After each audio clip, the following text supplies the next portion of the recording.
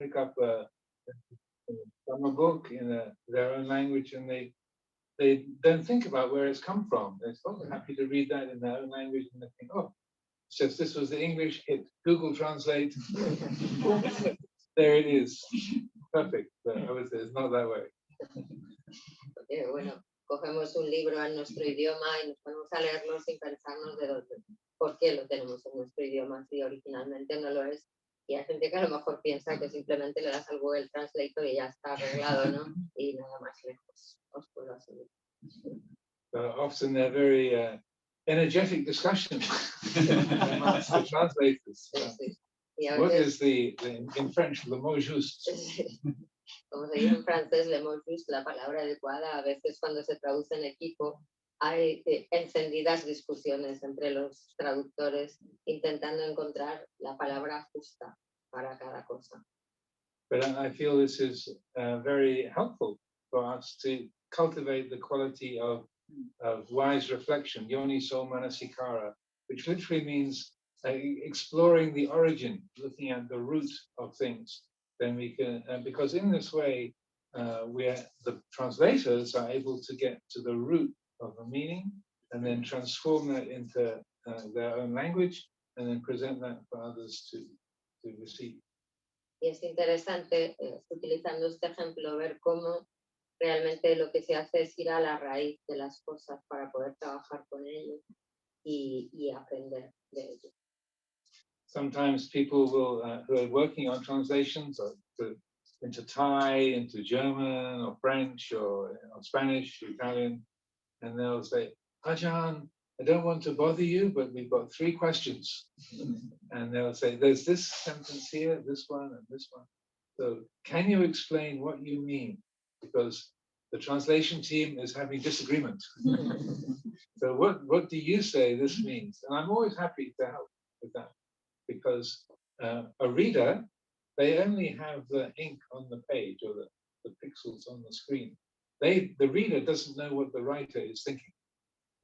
Sí, y lo que sucede a veces es que pues están traduciendo sus libros a toda esta cantidad de idiomas, tailandés, alemán, español, italiano, francés, y a veces alguien del grupo de traductores le llama y le dice, tenemos 3 preguntas, queremos que nos expliques exactamente qué quieres decir con esto, porque no siempre se ponen de acuerdo los traductores sobre lo que él quiere decir y también porque el lector a la hora de enfrentarse pues a la parte impresa, la tinta en el papel o los píxeles que está leyendo en una pantalla, no sabe exactamente qué eso quiere decir el autor si no hay una buena traducción. It's very easy for the author to forget that. Y a él está siempre encantado de colaborar y de explicarles cuando tienen preguntas los traductores exactamente lo que quiere decir, porque es importante. So I appreciate the effort that goes into this, and also the many spiritual qualities that get developed along the way, along with the skill with language and using memory and intelligence. Also, there's the feeling for the Dhamma teaching, the Dhamma practice. Also, patience. One of the translators into Thai language, when he was doing one of my books, he spent 3 weeks on one sentence.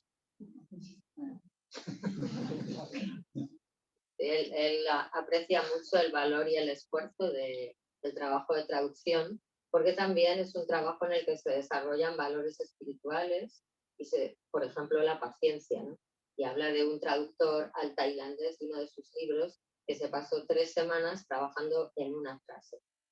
And he wasn't sitting around just twiddling his thumbs. He was working to find the source of meaning and trying different expressions until finally he was happy.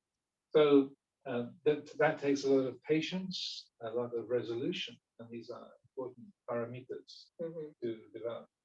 Sí, aparte de la paciencia también se desarrolla la resolución, la decisión, ¿no?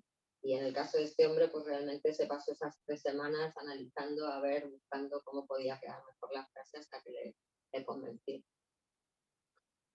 not to be talking about books all evening, but I hope there's enough copies of the new book to go around. Maybe Isabel is sitting by the supply of literature, so hopefully there's enough for everybody to help yourself. But the revelación, we are revealing the revelation. Dice que no se va a pasar la noche hablando de libros, pero sí espera que todo el mundo tenga un ejemplar de este libro que acaba de salir. El horno Isabel está ahí ocupándose de But in terms of this gathering this evening and talking about translation, I feel, and also living in a monastery and engaged in Buddhist practice for a long time now. 2/3 of my life I've been in the monastery. Now 66, I just finished 44 years as a monk. So 2/3 of my life in the monastery. So in that period, I would say very much in the spirit of my teacher, Ajahn Chah, Ajahn Sumedho, also learning to work together is the most powerful spiritual practice. Collaboration, working together, that is a very important and powerful spiritual discipline, not just with books, but with life. De que no solamente con libros, pero con la vida, en la vida. Algo muy importante que ha aprendido de su maestro y también en los 44 años que ha pasado de monje, es 1/3 de su vida en monasterios y aprendiendo, es la colaboración, lo importante que es como práctica espiritual el trabajar con otros seres humanos, el trabajar en equipo, el aprender juntos. So it's usually a challenge to live together, to work together. This is not news, I can tell. Obviamente todos sabemos que es también un desafío el vivir con otra gente y el trabajar con otra gente. But particularly people picking up a new religious form and being ready to be an outlier, one who's on the not following the average way. Often people who are ready to be in those, taking those steps outside of the ordinary way of life, ordinary attitudes, are often very strong-minded people with a lot of powerful feelings and opinions. Y a veces uno se encuentra en los monasterios con gente que quiere seguir un camino espiritual o religioso nuevo, que es gente que no quiere ir por el camino habitual, por el camino trillado, escoge otro camino que es diferente y a veces más difícil y te encuentras con personas que para hacer eso o por hacer eso tienen una determinación muy fuerte, ¿no? In saying this, I'm not saying that I have any psychic powers to read your minds. You think, oh, how did he know? Because it's statistically very likely. No es que yo pueda leer la mente de la gente que no tenga poderes psíquicos, ¿no? Sino que estadísticamente esto ocurre a menudo. So in working together, in helping to establish Buddhist centers or Buddhist opportunities for Buddhist practice, for studying Buddhist teachings, and many of the group gathered this evening have the aspirations to help a monastery to start here in Spain. That aspect of learning to work together and having strong-minded people with really good intentions and lots of opinions, the skill of learning to work together to say put energy into a common goal and to work effectively with each other. This is a very important part of spiritual life. Una parte muy importante de la vida espiritual es precisamente esto, aprender a trabajar juntos, a trabajar por un bien común con pues estas personas que tienen esta determinación tan fuerte, esta voluntad. Aquí en España, por ejemplo, grupos que se reúnen para desarrollar y aprender las enseñanzas budistas y también este afán que hay ahora de crear un monasterio, y a la hora de hacer todas estas cosas juntos es muy importante no perder de vista esto, el tener un objetivo común. often we make an emphasis on meditation, and meditation is working on our own minds. And so we can think practicing Buddhism is all about working on my mind and my life and getting it right in my world. But I would also say that Dhamma, practicing Dhamma, it's a relational practice. We practice in relationship with each other and with the living world. It's a relational process. And so, yes, the main area of work is on this mind, this body, but we affect each other. We live with each other. We are interrelated. So practicing Dhamma is a relational process. So it's important for us to be taking that into account. Sometimes we think, well, I'm practicing my meditation. There are these other people around, they're kind of noisy and irritating a bit, but some of them are my friends, but I'm practicing myself. But I feel that that's a narrow way of thinking, and it's more helpful to be putting the sense of the people that you're living with, you're working with, and the world you're a part of, putting that in the first position, making that the priority, or appreciating that relational process is a priority. Dentro de las enseñanzas budistas practicamos la meditación y parece que es una cosa individual, mi mente, yo, mi mundo, pero en realidad practicar Dhamma es una cosa que tiene que ver con las relaciones. Hay que tener en cuenta las relaciones con los otros seres humanos. A veces a lo mejor tú estás ahí meditando y hay otra gente alrededor y te molesta el ruido que hacen, pero piensas, bueno, estos son mis amigos y tal, pero tú ahí en tu mundo, y en realidad lo que hay que poner, aunque somos nosotros cada uno quien medita, pero hay que poner en primer lugar a los demás, tener en cuenta también a los demás y vivir la meditación como una experiencia de comunidad, de relacionarnos unos con otros, porque lo que cada uno haga afecta a la vida de los demás también. So when you meet a Buddhist monk or a Buddhist nun, you might think, oh, you shave your head, you put on robes, go into the monastery. Everyone lives in a little blissful cloud, and we just love each other, live harmoniously with each other, respect each other, all the time, every day. But the reason I talk about having strong opinions and strong feelings, the kind of people that are ready to shave their hair off, put on robes, and give away all their property to go live in a monastery, they're even more extreme than the average outlier, I would say. They're even more ready to be different. And so learning to live or find a quality of harmony between very, very different people, different characters, is a large part of life in the monastery. De que hay gente que piensa que, bueno, tú vas a un monasterio como monje o como monja, te afeitas la cabeza, te pones tu túnica tal y todo el mundo vive ahí en una burbuja de armonía, donde se llevan bien todos los días, todo es estupendo. Pero realmente la gente que está dispuesta a irse a un monasterio, a afeitarse la cabeza y ponerse a vivir así, pues suele ser gente con personalidades muy fuertes, entonces no es tan sencillo aprender a convivir, y eso forma parte de la vida en comunidad en el monasterio, aprender a convivir sea cual sea el temperamento que tiene cada uno. We have a big variety of characters in our monastery. Juan lives there also, he will testify that is accurate. Juan es testigo de que hay todo tipo de personalidades en el monasterio.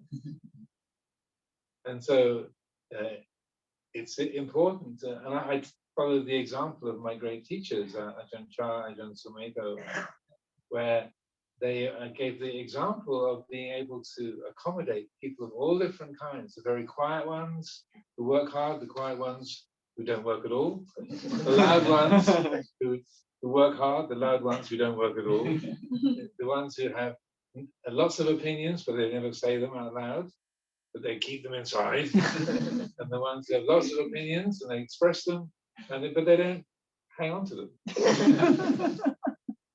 And everything in between. Dice que con esto él sigue las enseñanzas de sus maestros, a la hora de acomodar y acoger a todas estas distintas personalidades. Hay gente que es callada y trabaja un montón, gente que es callada y no hace nada, gente que habla muchísimo y hace un montón también, gente que no hace nada, gente que tiene o que opina sobre todo pero se lo guarda para sí mismo y no suelta prenda, gente que en cambio habla y opina sobre todo pero luego no siguen lo que dicen, en fin, todo tipo de cosas. When Ajahn Sumedho first became the abbot of a brand new monastery for Western monks in Thailand in 1975, his experience of leadership before that was in the US Navy. So he had a military mindset.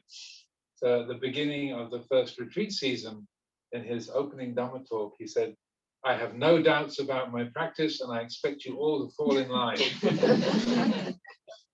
Me cuenta que en 1975, cuando Ajahn Sumedho se convirtió en uno de sus maestros, en el primer abad del recién creado monasterio en Tailandia, toda la experiencia que él tenía sobre ser líder y estar al frente de una organización era su experiencia como oficial de alto rango en la Marina Americana, ¿no?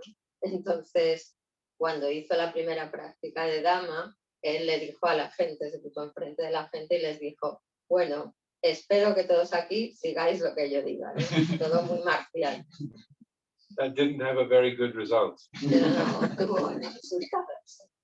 So about 2 weeks later, he went to see Ajahn Chah at the main monastery. It's not far away, about 7 kilometers away. And he went, Lumpur, it's so difficult. I tell them what to do and they won't do it. 2 semanas más tarde se fue a ver a Ajahn Chah, a su monasterio que está bastante cerca, y le dijo, es que les he dicho lo que hacen y no lo hacen, lo que tienen que hacer y no lo hacen. Well, they agree with me and then they do something else. O me dicen que sí, pero luego hacen lo que quieren. Or they don't agree with me and then they complain to everyone else. O no están de acuerdo con lo que digo y se quejan a otra persona. But when they see me, they're all smiles. Pero cuando me ven todos sonríen. So Lumpur Cha thought this was very funny.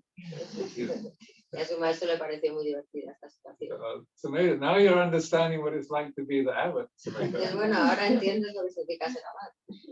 He said, it's like if you had all your monks and novices lying down on the ground, and you get all their heads to line up, and you look along, and all their heads are in a neat straight line.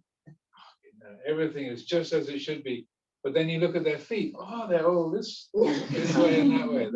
They're not in a straight line. Oh, so then you go down to the feet and you line all the feet up, so they're nice and straight. Then you look at the heads. Oh, the heads are all out of order now. Eso es como si de pronto tú tumbas en el suelo a todos los monjes y novicios y los pones con las cabezas totalmente paralelas y de pronto te das cuenta que los pies no lo están, porque cada uno tiene una altura. Entonces los bajas para que los pies estén todos en la misma línea y entonces son las cabezas las que no lo están. So now, Sumedho, you understand that in the monastery, everyone is different. There's many, many personalities, many opinions, but everyone is here. Everyone comes to the monastery because they want to end suffering, because they want to realize the freedom of the heart. That's why everyone is here. So their intention of everyone and the common goal is the same. The personalities, the opinions, the experience is going to be really different. So you have to have those things clear in your mind. You all have a common goal, common intention, but the material that you're all working with is very, very different. Entonces un maestro dijo, bueno, esto es un ejemplo para que veas la cantidad de personalidades diferentes que te vas a encontrar en el monasterio, pero tienen todos algo en común, y es que quieren alejarse del sufrimiento y buscan la libertad del corazón. Entonces, aunque tengan todo tipo de energías y personalidades diferentes y el material con el que vayas a trabajar sea distinto, hay un objetivo común.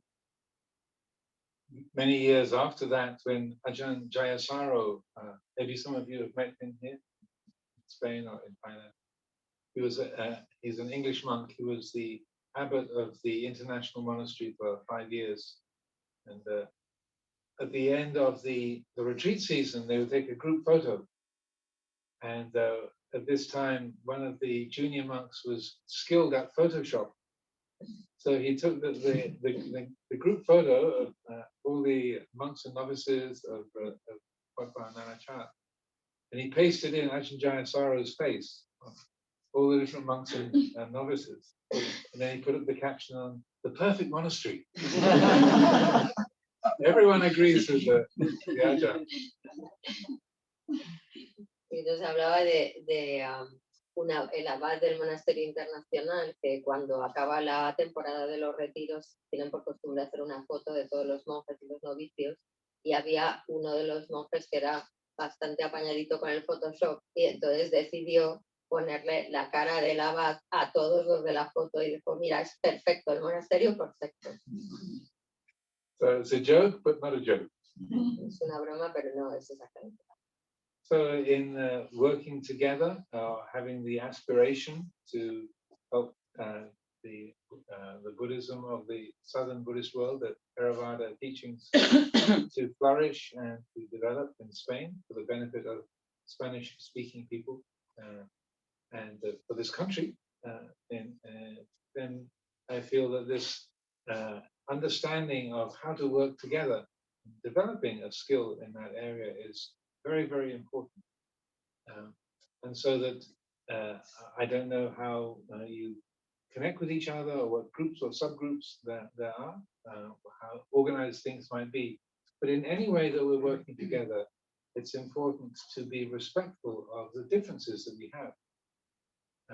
And so that just because somebody doesn't think the same as you, doesn't mean that they're wrong.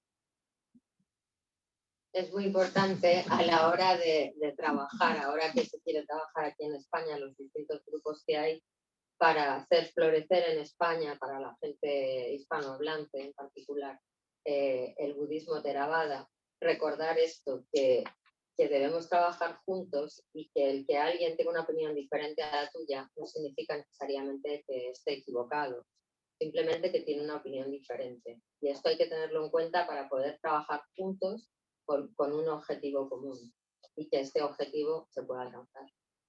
And just because somebody agrees with you, it doesn't mean that they are wise. Si alguien está de acuerdo contigo, no significa necesariamente que sea una persona sabia.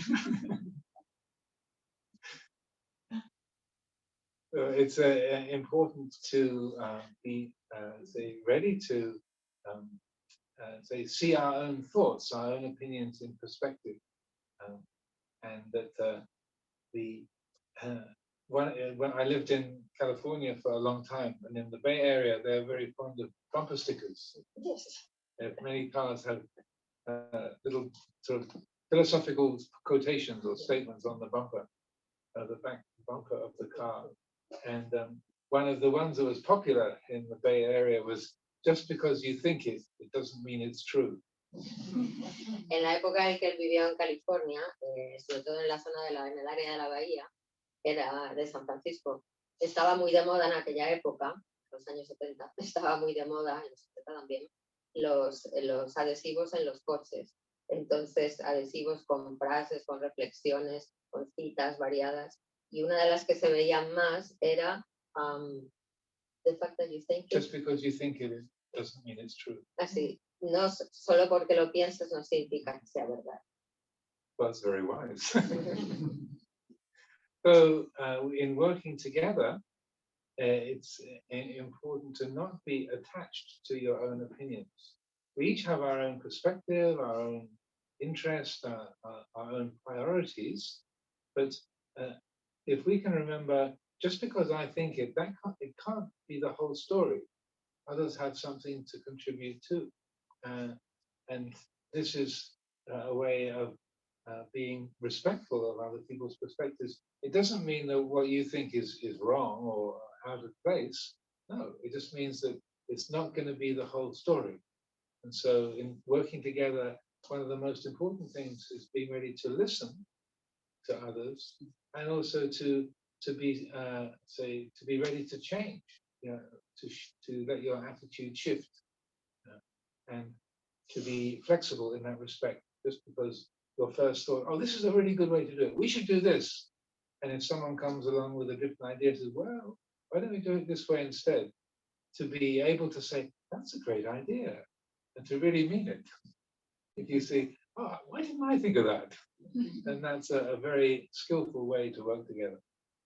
Y a la hora de trabajar juntos, una manera muy buena de trabajar juntos es aprender a escuchar a los otros y el pensar que lo que tú pienses, tú no tienes la verdad absoluta. Tú puedes tener una idea de, podríamos hacerlo de esta manera, pero llega otra persona y dice, ¿y qué tal si lo hacemos de esta otra?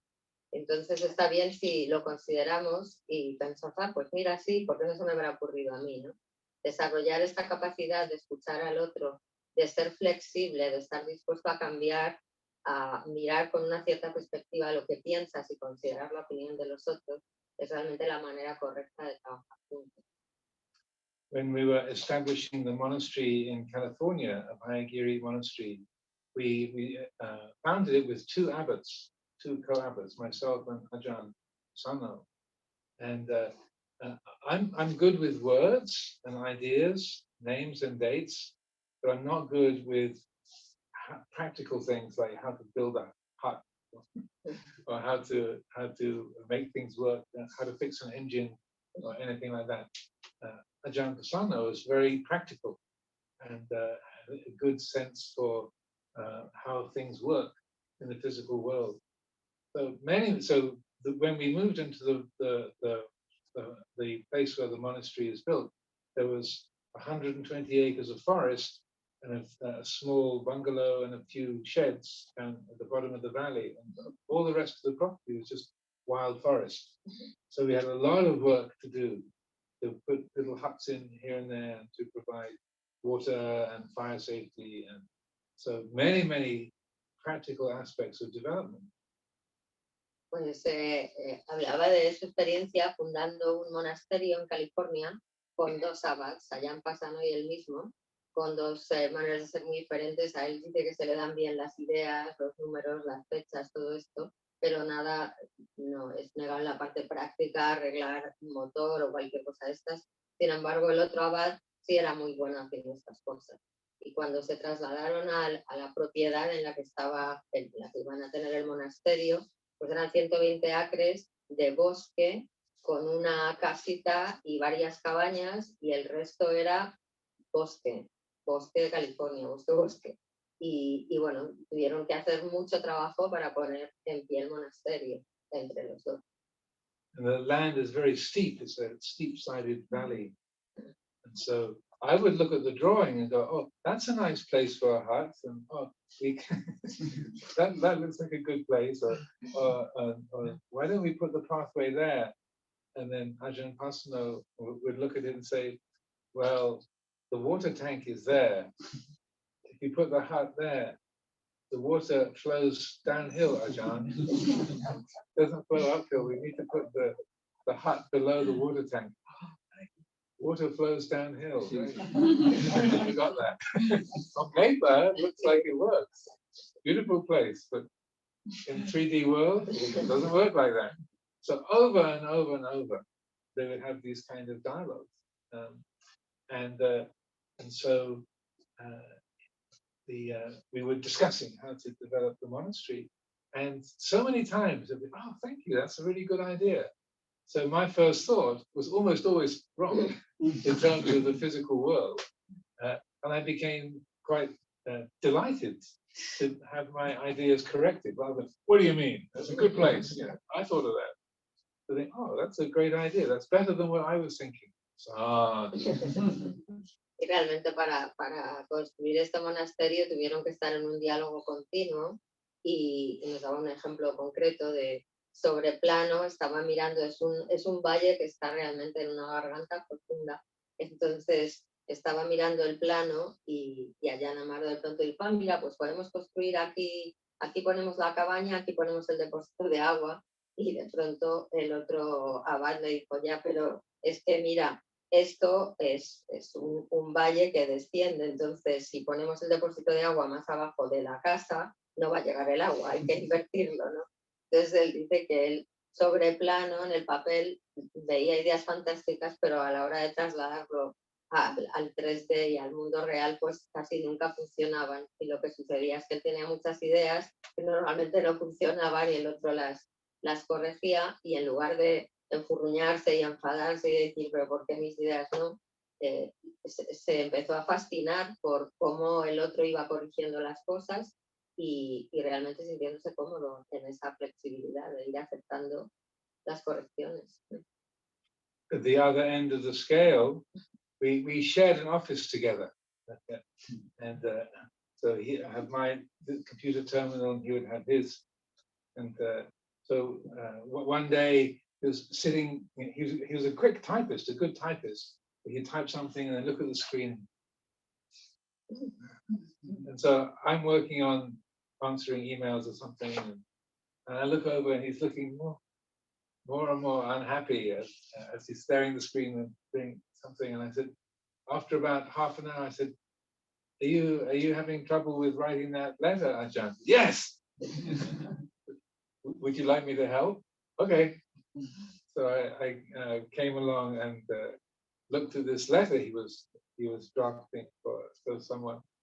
And is it okay if I make some changes? Yeah, please do. In about 30 seconds, yes, that's what I'm trying to say.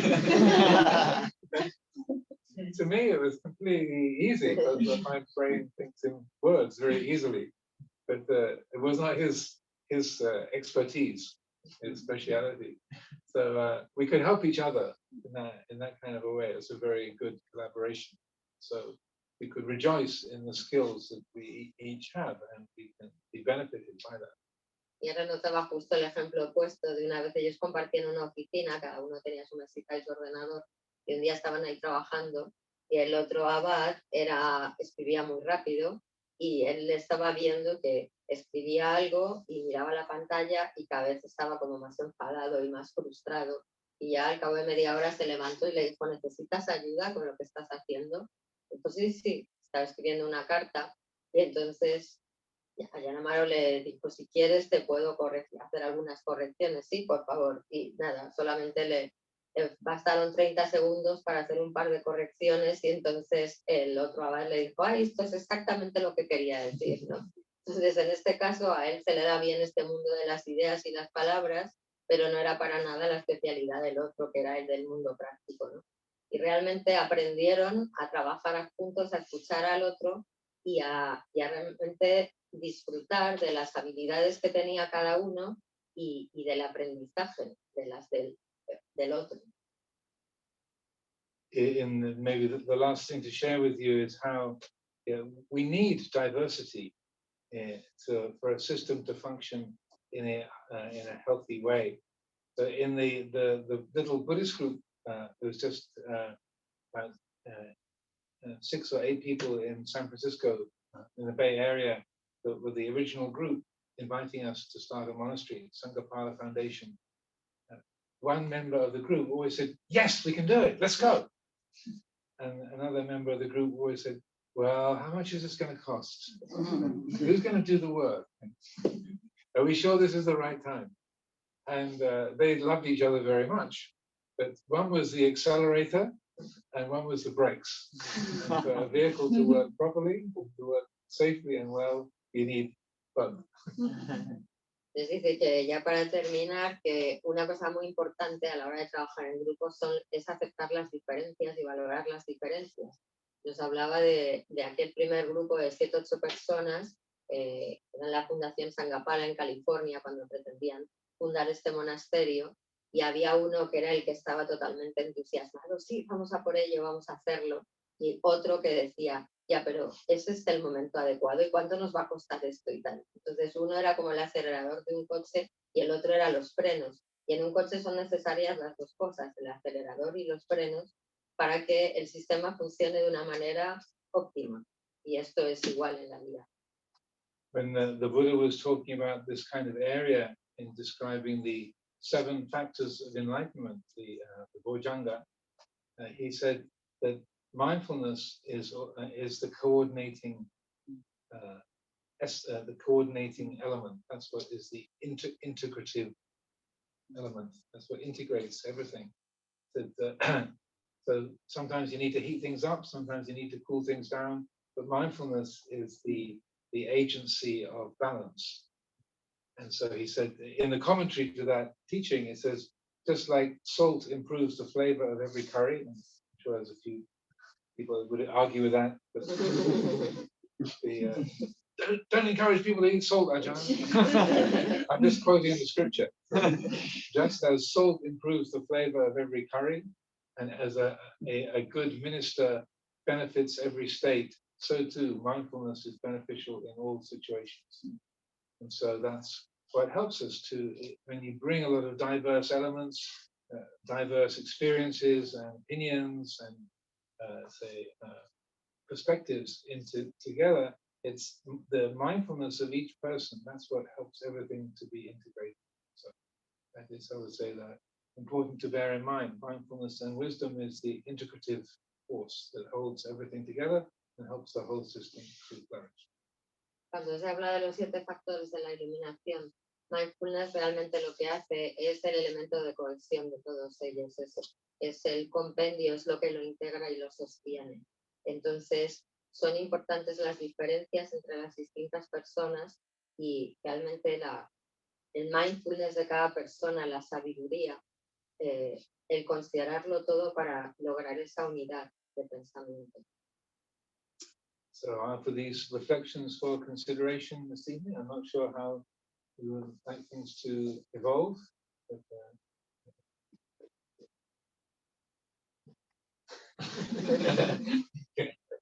these are some thoughts. I hope that some of this is of value, but whatever is not of value, please leave aside.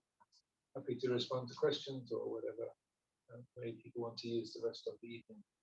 Espero que estas reflexiones os hayan servido de algo. Lo que no sirva, pues lo dejáis de lado. Y si alguien tiene preguntas, pues las contestará encantado. Maestro, please. No sé si tenéis alguna pregunta.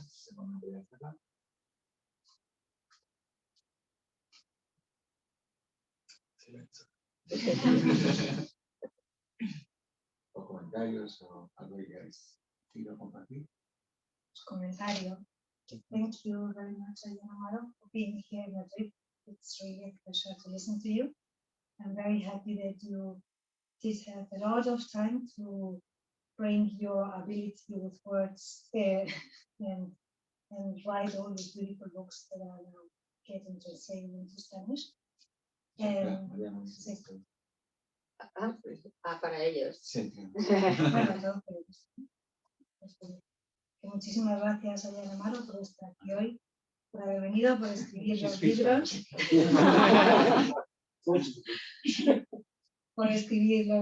Por haber desarrollado ese talento que tiene con la palabra y por organizar todo lo que organiza para que sean traducidos a castellano, que son maravillosos sus libros. Gracias.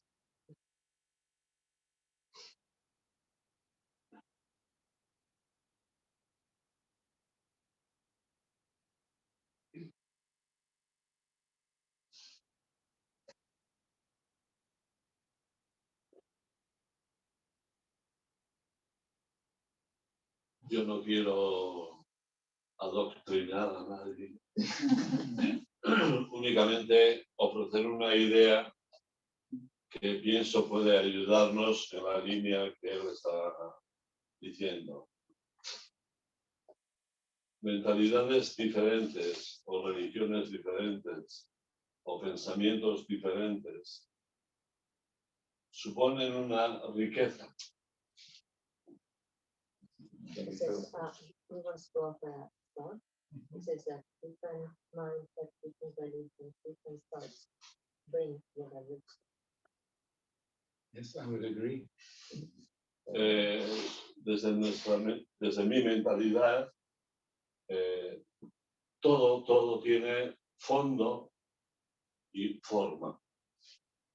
From my point of view, everything has a shape and En las formas podemos ser distintos, pero en el fondo somos iguales. we might look different outside, but inside we're all the same. I would agree. Entonces, cuando viene alguien con otra mentalidad y me habla desde el fondo suyo, Todo eso, Yes, yes. When someone comes with a different mindset or set of values and talking from that place inside, vale, habla desde el fondo suyo, está también hablando desde mi fondo. it's also talking to me from my mindset. Y lo que tenemos que hacer es invitar, sigue hablando, porque cuanto más hablas, más me enseñas. So we have to be a person with different mindset, different values comes to us. To say, keep on talking because the more we talk, the more I learn. The more Yes, I would agree. we- And so the learning to listen in a deep way is as important a part of conversation as learning to express ourselves. So if sometimes we have a conversation and we're not really listening to the other person, we're just planning our next thing to say. So we're not really hearing it, and maybe they're doing the same thing when we speak. So you have two monologues. You don't really have a communion or communication, let alone communion, but you have the air filled with noise and no real connection. So I found living in the community in monastery life, that listening and also not feeling that you have to understand with the concept what someone is saying, but you can receive them even if you can't really follow what it is that they're upset about or excited about. But you can listen and receive someone even if the thinking mind is not able to fully appreciate what they're trying to express. So there's a communication, even if there isn't an understanding of the concept. La escucha profunda es muy importante a la hora de tener una conversación para que haya una verdadera comunión, una comunicación, porque muchas veces estamos en una supuesta conversación con alguien y lo que sucede es que no estamos escuchando a la otra persona. Mientras la otra persona habla, estamos pensando qué es lo siguiente que vamos a decir y a lo mejor la otra persona está haciendo lo mismo, así que al final son dos monólogos cruzados y es simplemente ruido en el espacio, pero no hay una comunicación real. Y en los monasterios, pues muchas veces viene gente a hablar contigo que no entiendes exactamente el concepto que te están queriendo transmitir o qué es realmente lo que te quieren expresar, pero es importante acogerlo, escucharlo, porque es así como se produce una comunicación de verdad. I met a Christian monk called Brother David Steindl-Rast. I've met him quite a number of times, and he was explaining out of the Benedictine training. They have the vows of poverty, celibacy, and obedience. And he said, obedience is often taken to mean follow the commands of the abbot. But he said, actually, in Latin, obedience comes from the Latin audiens, which means to be completely listening, to be listening fully. And he said, actually, the vow of obedience is not following the commands of the abbot. It's more, in its essence, to be attending completely to life, to be really listening to others and to listening to the world around you. I felt that was a very, very helpful reflection, very wise observation, and also it's a good reason to learn Latin. Hace tiempo conoció a un monje benedictino, el hermano David, que le explicaba que las reglas de la orden son hacer voto de pobreza, obediencia y celibato también, y castidad. Y decía que la gente pensaba que el voto de obediencia tenía que ver con obedecer las órdenes del abad. Y sin embargo, este hermano le dijo, es que en realidad no significa esto, porque obedecer viene de una palabra latina que lo que significa es escuchar atentamente, es la escucha profunda. Entonces, esto lo considera una reflexión muy valiosa que podemos aplicar.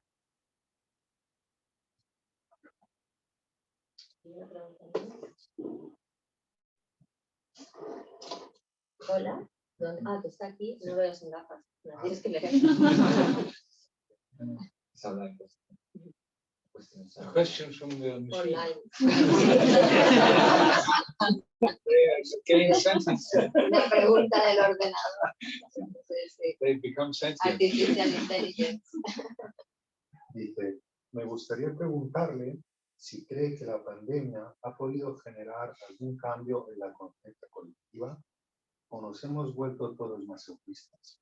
Do you think that the pandemic has influenced the society as a whole, or have people become more egotistic than they were before, more selfish?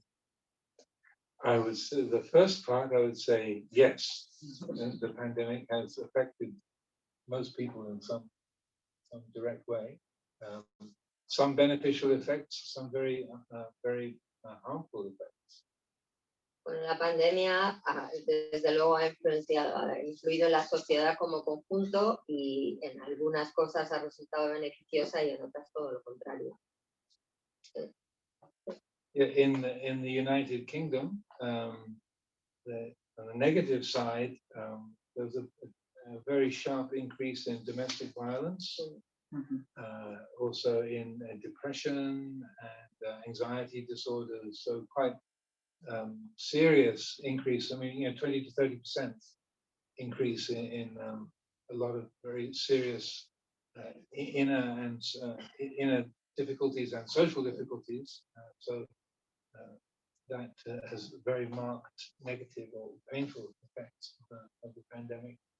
Also, the number of deaths and the loss of loved ones, and then the inability to go to funerals or to mourn properly.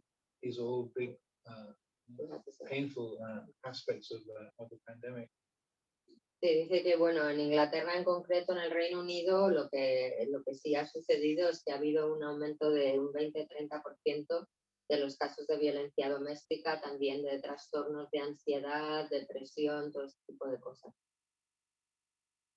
But one of the things, I live in a monastery, and so as the pandemic was beginning and we had to shut the gates, a number of the nuns and monks were saying, Ajahn, I don't know if I should say this, but I'm really enjoying the lockdown. No visitors. This is great. Is that bad for me to think that way? Dice que le sucedía en el monasterio que, claro, cuando empezó la pandemia tuvieron que cerrar las puertas del monasterio, no aceptar visitas, y que alguna monja, algún monje se le acercó a decirle, yo la verdad es que estoy disfrutando mucho que no vengan visitantes, ¿no? Esto es malo. Also, in the lay community, a number of people made the same confession.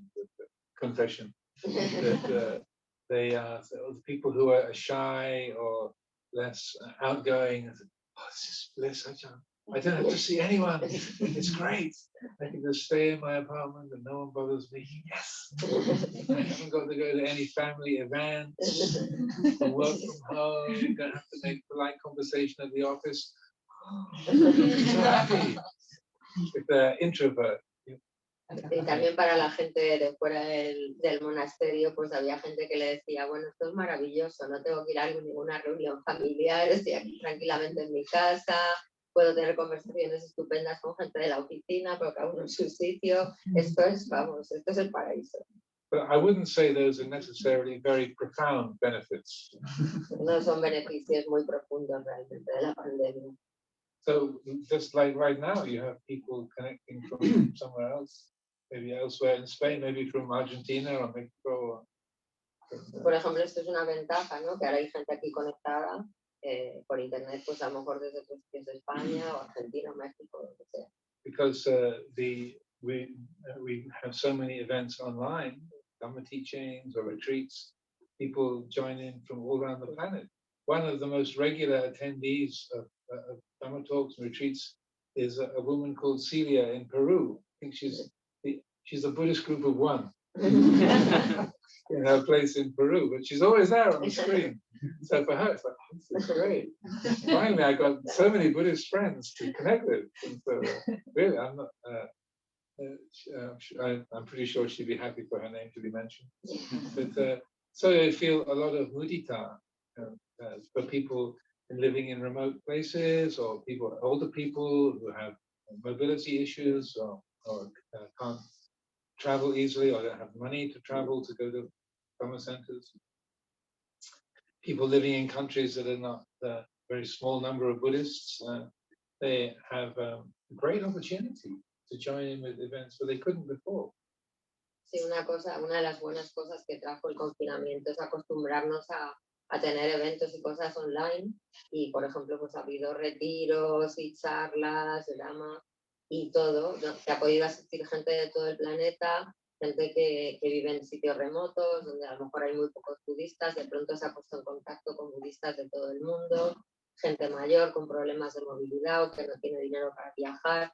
Y hay una señora que se llama Celia, que está en Perú, que probablemente es la única budista de donde está, que no ha faltado un solo retiro, a una sola charla, ¿no?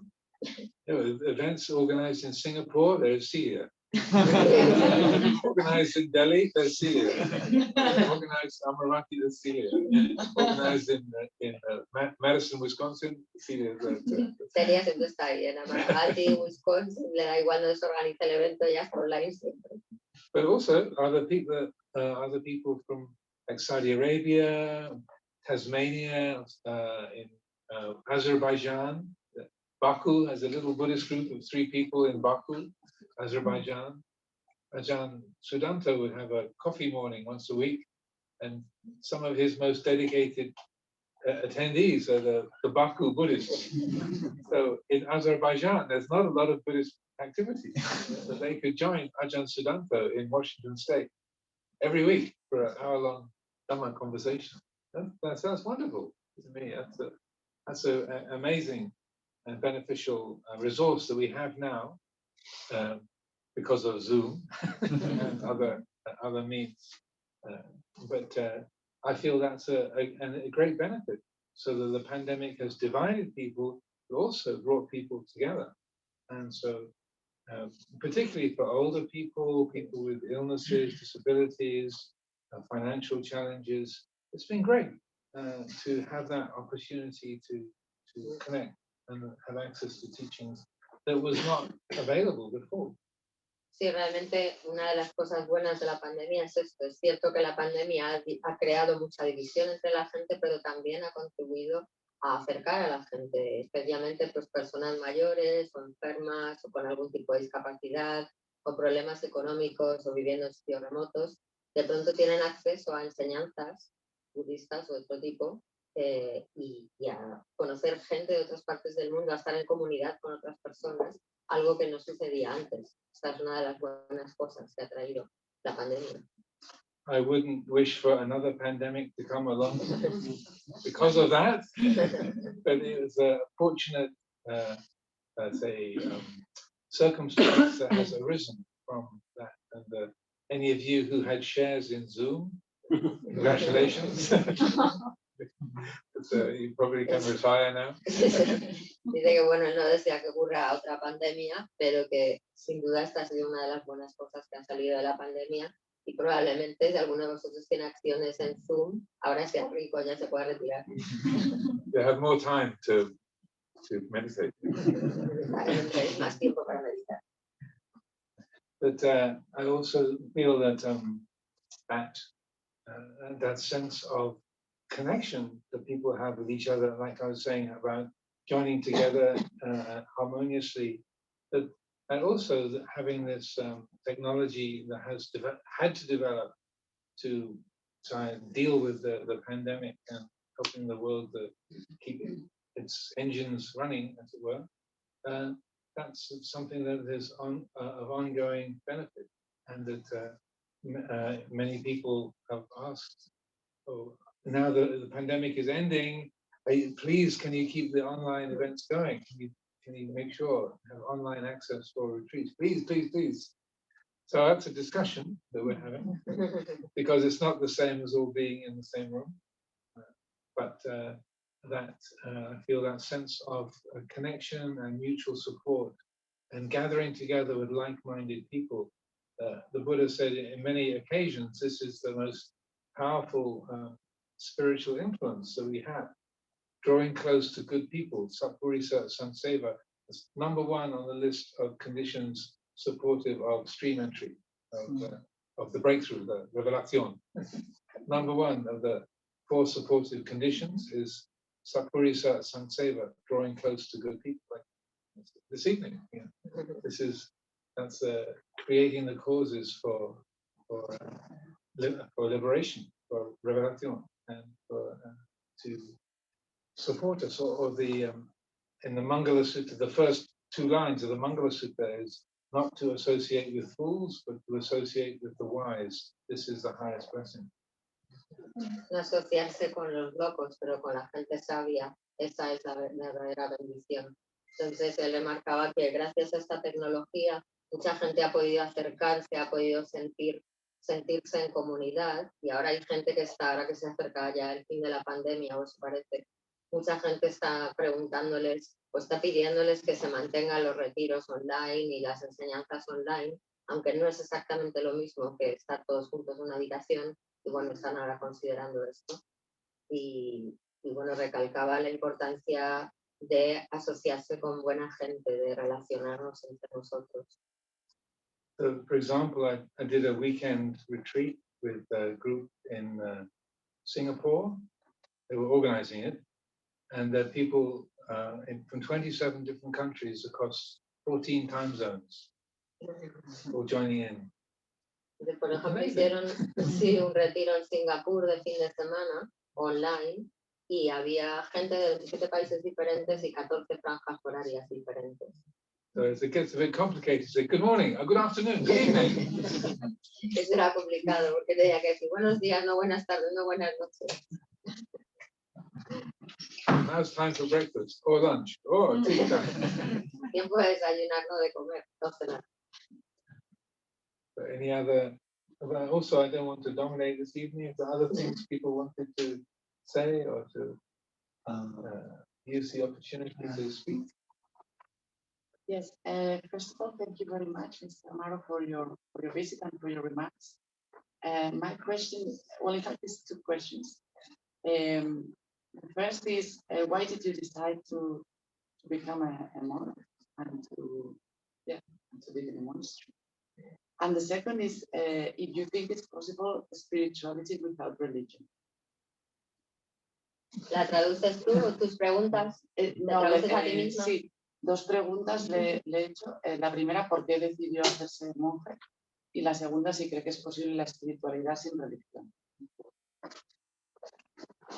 Well, these are good questions. By the time I got into my late teens, I had the feeling that spirituality was the most important thing. And what really interested me was spiritual development. But I had explicit criticisms of organized religion and rules. So I was more of the sort of hippie anarchist end of the spectrum. And so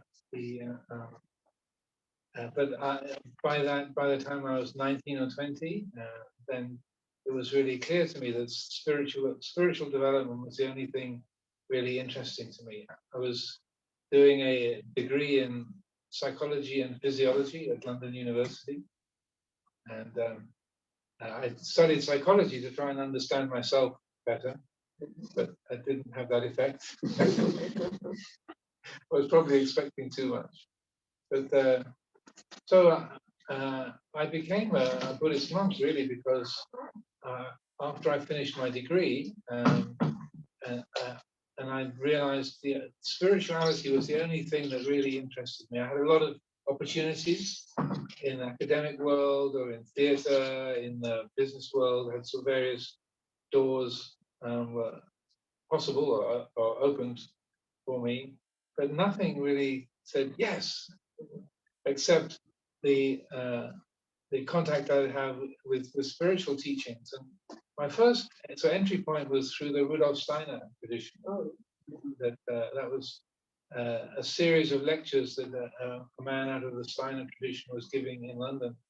And that was talking about the sort of other dimensions of reality, of experience, and so mystical spirituality. And so that was where I was getting a lot of yes, yes. And then the kind of literature I like to read, it was very eclectic. So I didn't know, I'd never read anything about Buddhism, but the Christian mystics like Meister Eckhart or Hildegard of Bingen, the kind of Saint Teresa of Avila, Saint Juan de la Cruz, that's the correct pronunciation. These kind of voices, or Indian mystics like Sri Ramana Maharshi, or from China, Chuang-Tzu, Lao-Tzu, that I would read these texts, or from the Sufi tradition, Islam, and the sort of words would jump off the page, like, yes, that's right. And the strong intuitive sense of the person who wrote that, or they were obviously translated into English, but where that came from, that was where I wanted to be. Or whatever it's, and so really, it was not very specific. By the time I finished university, I had the sense of whatever it takes to get to be where Chuang-Tzu or Rumi or Ramana Maharshi, to be where they spoke from, whatever it takes, I'll do it. I don't care if I have to sit in a cave for 40 years. I don't, whatever it takes to get to where they are, I'll do it. That was the feeling I had. I've always been a bit of an extremist, an outlier. So I never did anything by halves. So I was always like the last one standing at the party. Never finished, never left a bottle unfinished. So if I'm going to do it, I'm going to do it 100% or 120%. So that was the reason. After I finished my degree, then I took off to Southeast Asia. I had a free ride to Malaysia, interesting enough, on a plane full of racehorses. I left, my journey to the east was with 22 racehorses. I was working as a groom on a flight looking after the horses. A strange twist to the tale. I grew up riding horses, and I had this connection. And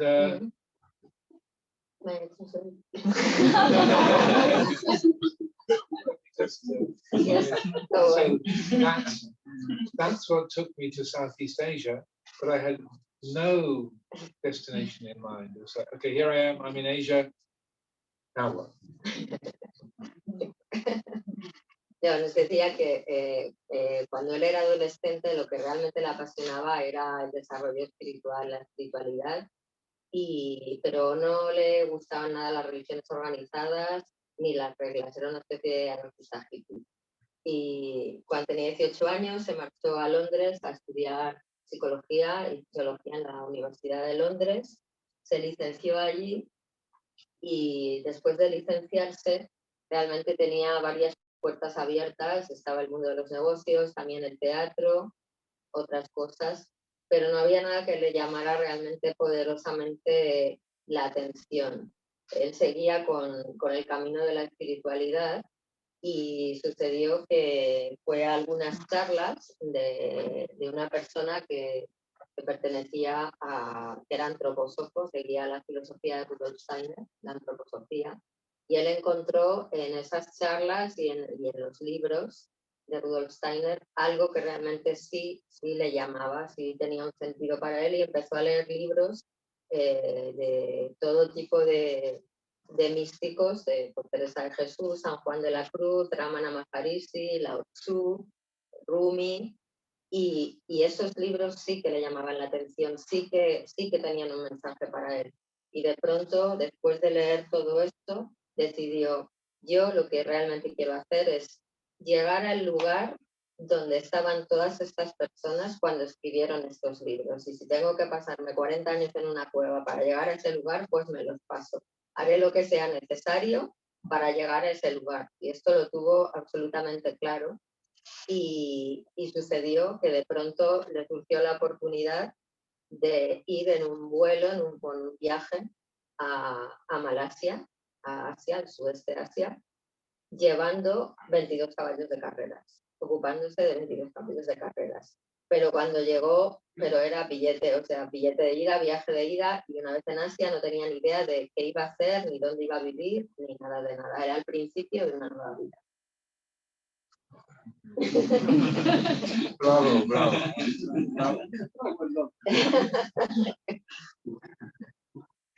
I'll try to be mindful. So, I had the idea that Bali was a mystical place. I met somebody at a party, and had been say, impressed by this person, very bright eye, very sort of clear and peaceful, and I'd just been to Bali, and Bali is this mystical island. So I was very naive. I thought if I go to Bali, I'll be mystical. Then I went there, but I found to my surprise that along with Bali, then I was there too. So all my mind and my worries and my feelings got on the plane with me, along with the racehorses. So, and I felt kind of stupid. Like, did I really think I was going to leave everything problematic behind? And then I realized, yes, I did. So it was clear it doesn't work that way. But I didn't know what else to do, so I kept traveling. Y lo que sucedió es que, bueno, se fue a Bali porque él tenía esa idea de que Bali era un sitio místico y tal, donde todo iba a estar estupendo. Y llegó a Bali y se dio cuenta de que realmente había sido un ingenuo, porque en el avión, además de los 22 caballos de carreras, se habían montado con él todas sus preocupaciones, sus angustias, sus problemas. Y él llegó a Bali, pero todo esto llegó con él también. Entonces decidió seguir viajando por Asia. So I had many questions I'd grown up with, trying to find, particularly the question of how can we be free in a world of limitation? That when you haven't got enough money, or there's too many laws, or there's the force of gravity, all the things that limit us. How can we be free? And then reading these mystics and that sense of, yes, freedom is possible, but how? That was the big question. So I started off by sex, drugs, and rock and roll as my method, and that didn't really lead to much happiness. So when I left England, my 21st birthday present to myself was to give up drinking. So I hadn't given up drugs, but I stopped out and drinking alcohol my 21st birthday. And that feeling of in Asia, the voices from Asia seem to be the most clear and profound voices of that mystical expression, or that transcendent expression, where freedom can be found. But I had no particular goal, and so I just basically wandered where my feet carried me until I ended up on an island in the south of Thailand. Y lo que sucedió es que, bueno, él cuando crecía había una pregunta que siempre se hacía, es cómo podemos ser libres en un mundo lleno de limitaciones. Cuando él empezó a leer a todos estos místicos, se dio cuenta de que, bueno, parece que sí, que podemos ser libres, pero ¿cómo? ¿De qué manera? Y su primer camino para llegar a la libertad fue sexo, drugs and rock and roll, sexo, drogas y rock and roll, pero no le llevó a ningún buen puerto ni a la felicidad, y el regalo que se hizo por su 21 cumpleaños fue dejar de beber. Siguió con el resto, pero dejó de beber. y le parecía que realmente desde Asia es desde donde llegaban las voces más claras que parecían tener una respuesta a esta pregunta de cómo ser libres en un mundo lleno de limitaciones. Así que decidió ir a Asia y no tenía un objetivo concreto ni un lugar concreto al que dirigirse, así que simplemente se dejó llevar y siguió el camino donde le iban llevando sus pies. Y acabó en una isla en el sur de Tailandia. On this beach on Phuket Island, it was the last undeveloped beach there, camping out with a bunch of other hippies, smoking ganja, and going to swim in the the tropical seas, I had this realization that I came all the way to Asia to discover Asian spirituality. I'm hanging out with the same white middle-class Westerners doing the same stuff as I was back in the pub in England. This isn't what I came here for. Entonces acabó, la isla donde acabó es Phuket, y hay unas playas maravillosas donde él se reunía pues con otros frikis como él, se pasaban ahí los días fumando marihuana, bañándose en esas preciosas aguas tropicales, y de pronto un día se dio cuenta de, bueno, es que aquí estoy en Tailandia, pero estoy con el, ¿sabes? Gente de clase media blanca con la que me reunía en el pub en Inglaterra, estoy haciendo lo mismo que hacía en el pub en Inglaterra, solo que aquí en la playa en Tailandia. ¿Y qué pasa con esto entonces? And it was, what really came home to me was like, this is what paradise is supposed to be like. Don't have to work. You can live on a few pennies each day, just smoking ganja and eating pineapple. Weather is so perfect, just very comfortable, good people to be around. And I was really miserable, insecure inside. I'm in paradise, and I'm not happy. And there was nothing I could blame it on. There's everything. The weather's perfect. Where I'm living is perfect. All these lovely people around me, they're all perfect. The only thing that's not perfect is my mind. So it was really clear that there's one place where the trouble's coming from number one. Y entonces se hizo la siguiente reflexión, bueno, se supone que estoy en el paraíso, que esto es el paraíso, hace un tiempo maravilloso, aquí estamos en la playa, no hay que trabajar, con unos eurillos nos da para marihuana y para sobrevivir, y bueno, todo es estupendo, con gente estupenda, entonces ¿por qué no soy feliz y por qué me siento tan inseguro dentro? Y esto le hizo darse cuenta de que en realidad no tenía nada a lo que echarle la culpa de su infelicidad porque todo era aparentemente perfecto, que realmente es dentro de cada uno de nosotros que se origina todo esto, la infelicidad y el no estar a gusto con lo que se está sucediendo alrededor. So even though I was smoking a lot of ganja, it was strangely clear to me. I was a confused 21-year-old, but it was really clear that it doesn't matter where you go in the world, doesn't matter who your girlfriend is, doesn't matter what your job is, doesn't matter what the climate's like. Everywhere you go, it's your mind is going to be there, and so it doesn't matter what you do. If you get this kind of a job, or you live in this kind of a place, or this kind of relationship, nothing of that is going to make any difference at all if your mind is not in a good place. And it was weirdly clear to me. I don't know why, but so my mind never said, "Oh, I'm on the wrong beach," or "I should go to a colder place," or "I need to find the right partner."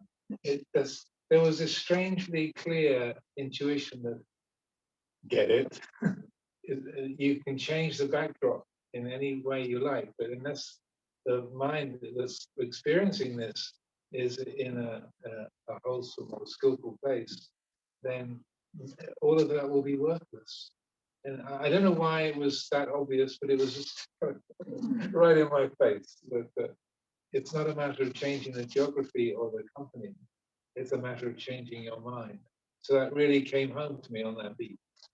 Y dice que algo que aunque estaba bastante fumado todo el día y era un chaval de 21 años, pues bastante confundido y perdido, algo que de pronto se le puso completamente claro, una evidencia absoluta, fue que puedes ir a cualquier parte del mundo, pero tu mente va a ir contigo allá donde vayas. Entonces, no tiene mucha importancia si estás en este lugar o este otro lugar, si trabajas para esta empresa o esta otra, o dónde vives, o si tienes la pareja adecuada, o puedes cambiar el escenario, pero tu mente siempre va a ir contigo. Si no cambias tu mente, da igual el escenario que tengas, todo va a seguir igual. So then that led to the realization I have to do something about my mind. Número uno. Número uno, llegó a la conclusión de tengo que hacer algo con mi mente. So then the second one, número Dos, dos, was I need to get away from the beach scene and all these other Western travels. And then I met some people that were there. One gentleman had been working in a refugee camp in the northeast. And a lot of refugees from Laos and Cambodia coming across the border.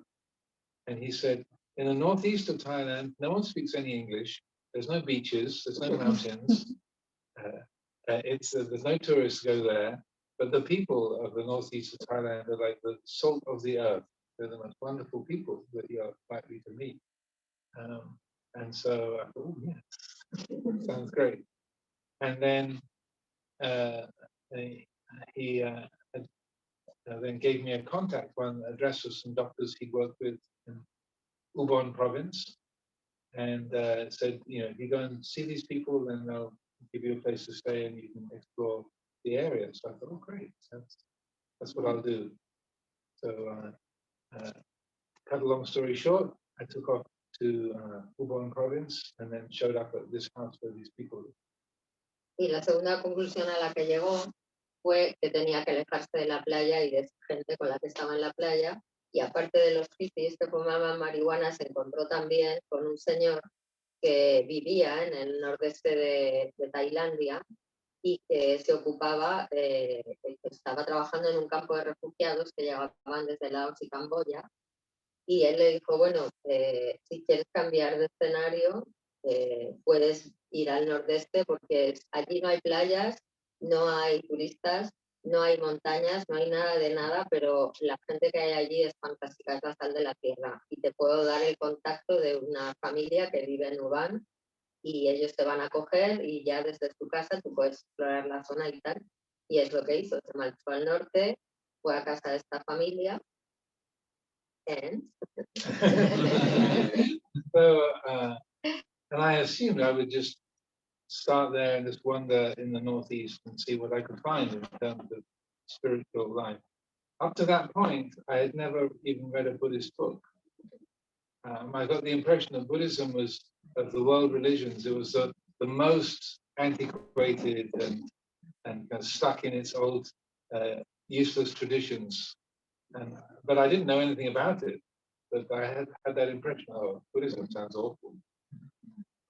I don't know why, but I'd never even read a Buddhist book. I went along to one weekend of teachings of a Tibetan Lama because a friend of mine was excited about it.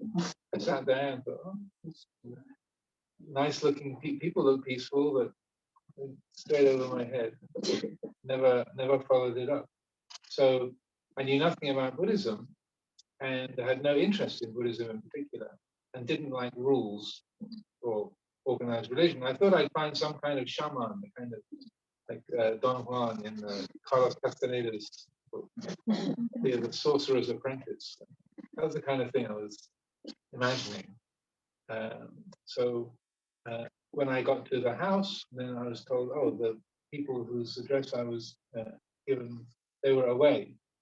So the other refugee camp workers, they let me stay there overnight, but I needed to move on the next day. Y lo que sucedió cuando llegó allí es que la gente que vivía en esta casa, que le habían dado la dirección, pues no estaban, que era dentro del campo de refugiados. Entonces le dejaron quedarse ahí una noche, pero luego tenía que irse.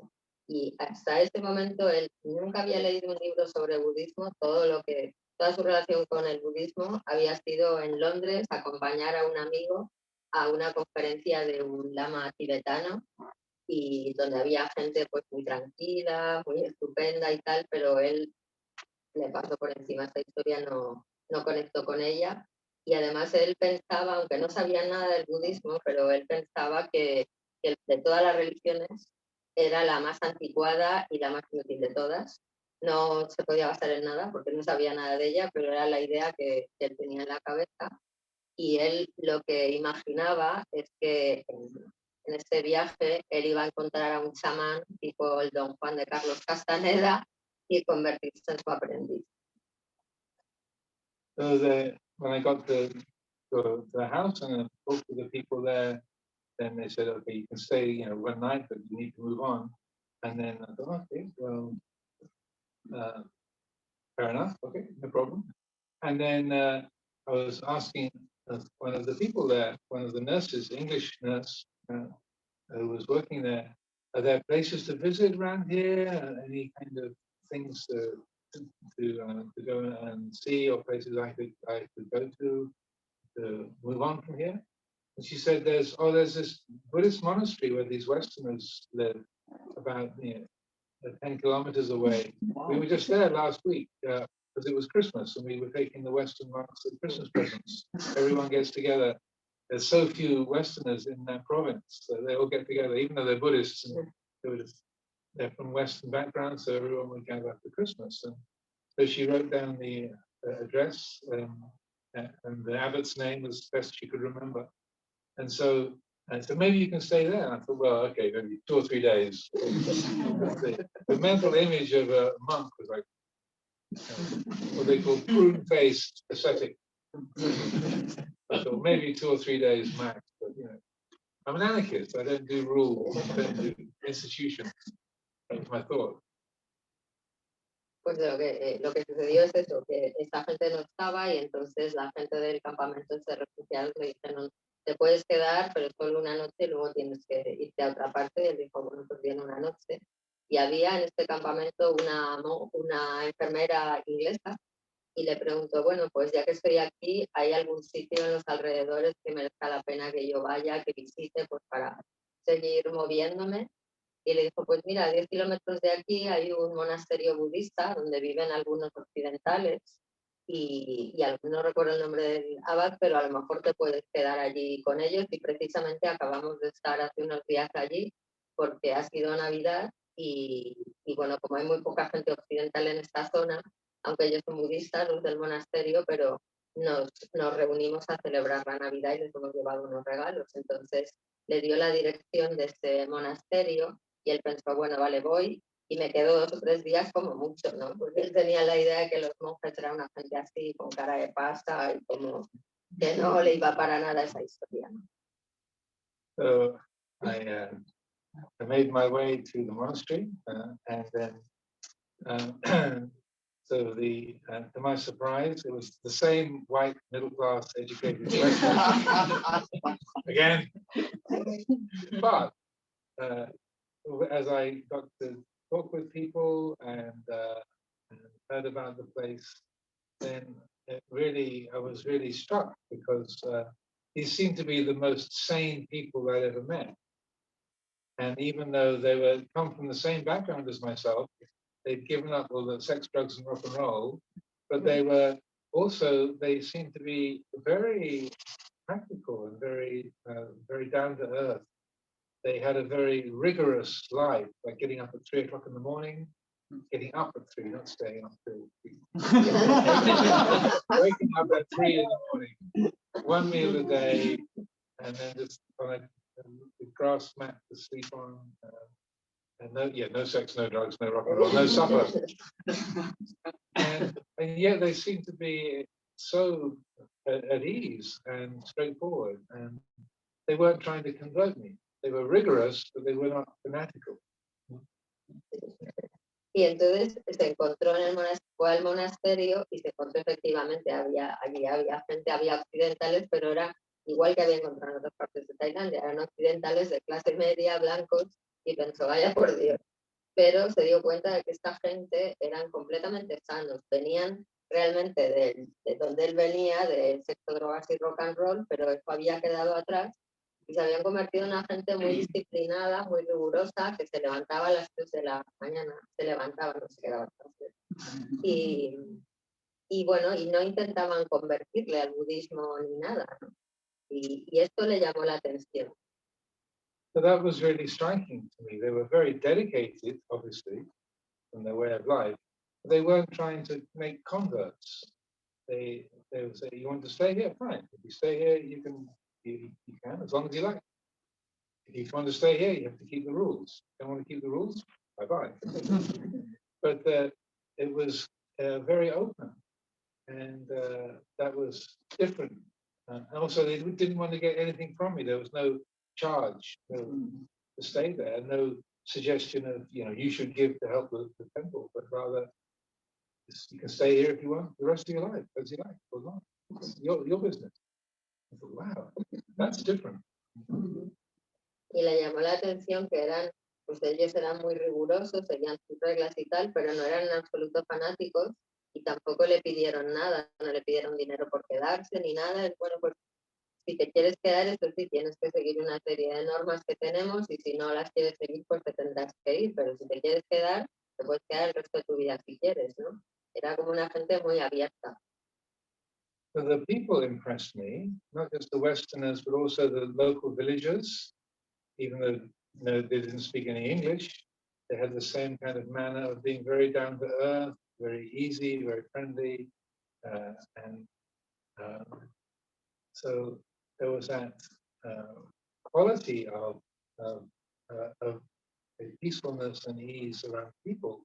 But the most important thing was on the very first day I arrived there, one of the novices was given the job of finding me a hut to stay in and giving me some pointers about Buddhism and meditation. Y dice que, bueno, no solamente le llamó la atención esto de los occidentales que estaban en el monasterio, sino que también encontró esta cualidad de tranquilidad, de autenticidad, de amabilidad en la gente, en los lugareños, que no hablaban inglés, pero transmitían esta paz, ¿no? Y esta manera de estar en el mundo. Y en ese primer día que él llegó al templo, al monasterio, le encargaron a un novicio que le buscara una cabaña y que le diera unas enseñanzas de budismo y meditación, brevemente. So when this novice, Anagarika, 837 novice, was explaining things, so this is the first I heard of the Four Noble Truths.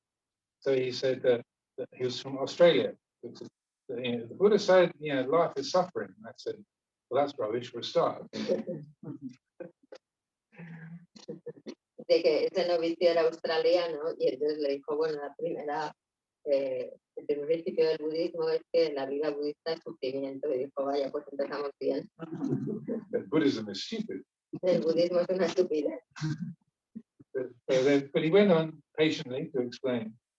They said, that the reason why we experience suffering is because of desire. And this was, as I said, this was an area I was really interested in because it seemed like you either could fulfill a desire and get what you wanted, and then you were happy for a bit, but then the effect wore off, or you couldn't get what you wanted and you were frustrated from the beginning. So how could you fulfill every desire and be free to do whatever you like, whenever you want to? That was the question I had. So when he said desire is the cause of suffering, I thought, how does that work? What does that mean? Pero el monje siguió pacientemente explicándole y le dijo, bueno, el sufrimiento existe debido al deseo.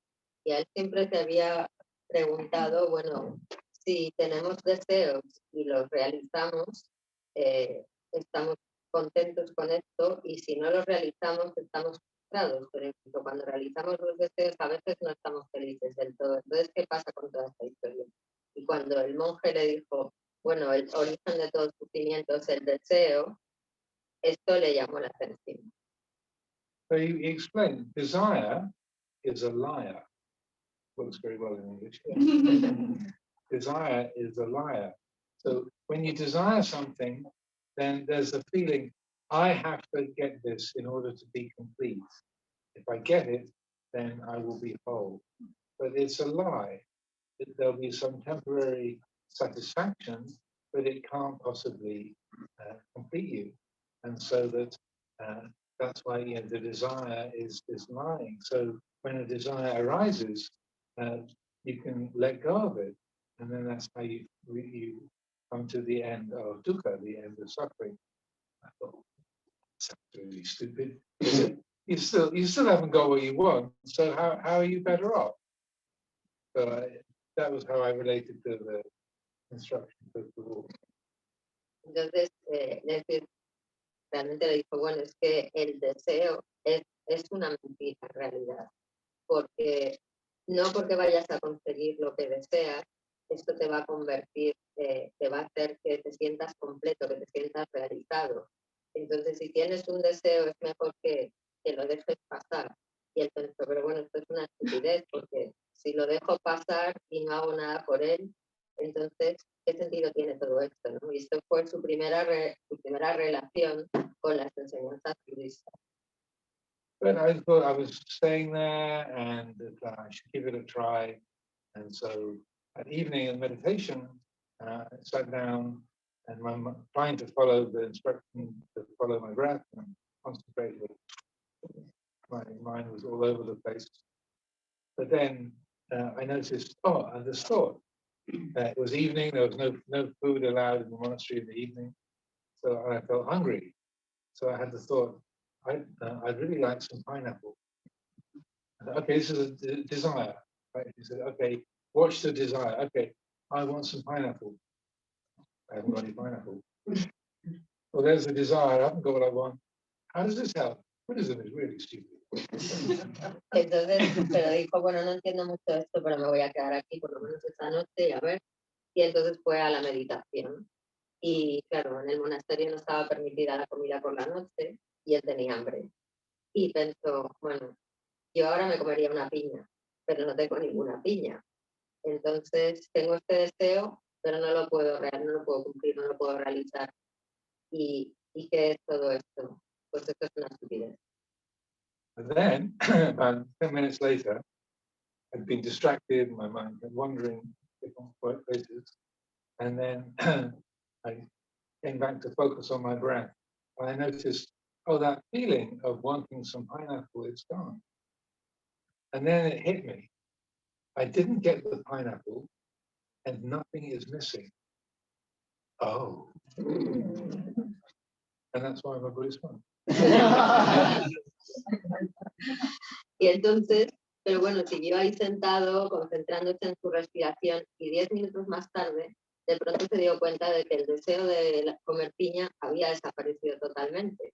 Y dijo, vaya, o sea, ya no tengo el deseo de comer piña, tampoco puedo comer piña.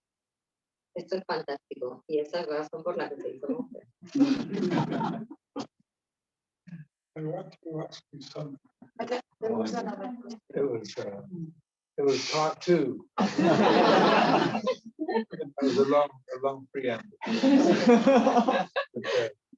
So to respond to part 2, as I said, I had objections to any kind of religiosity. I didn't organize religion. I thought, not interested in that. But then when I was meeting the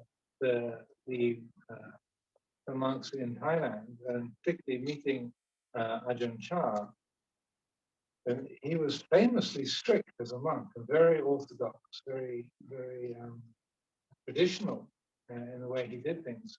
But you could see the whole way he spoke, his body language, even though I couldn't understand Thai, that here is the happiest man in the world. He's got all these rules, and Wat Pah Pong was famous for having the worst food in the world, deliberately, really austere, but this man has got nothing limiting him. He's the happiest man in the world. How does he do that? Because you think to be free, you've got to discard all of the forms and structures, so the religiosity. And then that's without forms, and you're free. But he was very comfortably using the forms, but not limited by them. And so there was this, in the short response to that second question is, if you understand the religious forms, the scriptural teachings, the traditions and structures, the costumes and all of that, if you have a skillful attitude towards that, that can all be very supportive of spiritual development. If you're attached to the external forms, Ajahn Chah would say it's like someone gives you a really nice banana you carefully peel the banana, you eat the skin and throw the fruit away. It's going to taste bad and it'll give you indigestion. Bueno, para responder a la segunda parte de la pregunta, él dice que cuando él se fue a ver a Yandia, su monasterio, que tenía por cierto fama de ser el de peor comida del mundo, él, aunque no entendía el tailandés, cuando él hablaba, su actitud corporal, sus palabras, su tono, él transmitía felicidad, parecía el hombre más feliz de la tierra. ¿Y cómo podía ser esto así con tantas limitaciones? Y realmente lo que él buscaba era la libertad dentro de este mundo lleno de límites. ¿Cómo es que este hombre, que seguía muy rigurosamente una serie de normas y de tradiciones dentro de una estructura de la religiosidad, parecía tan feliz? Y se dio cuenta de que realmente si eres capaz de asumir estas estructuras, estas tradiciones y utilizarlas en su beneficio para apoyar tu desarrollo espiritual, en lugar de verlas como una limitación, cambia totalmente la perspectiva. The gentleman in the corner. Yeah, I'm talking something about the psychology. Maybe you have some contradiction between the psychologists and because we're talking about this Australian boy, and the Australian boy is talking about Freud and truth of this type. You see? He wasn't mentioning Freud. No, I know that, but I say this kind of teaching, it's some kind of theory of Freud, you know what I mean? Of desire. That's why I mean, for you, it's something that a combination for you leave all the psychology outside. Bueno, para los que no hablan inglés, le ha preguntado que él es psicólogo y cuando hablaba del monje australiano que hablaba sobre el deseo y tal, hay una teoría freudiana que habla sobre el deseo. Entonces, como Amaro también es psicólogo, le pregunta si realmente él ve una relación entre el budismo y esta. ¿Sí es así, correcto? Si hay una contradicción. Sí, si hay una contradicción entre las teorías freudianas del deseo y lo que opina el budismo de Dios.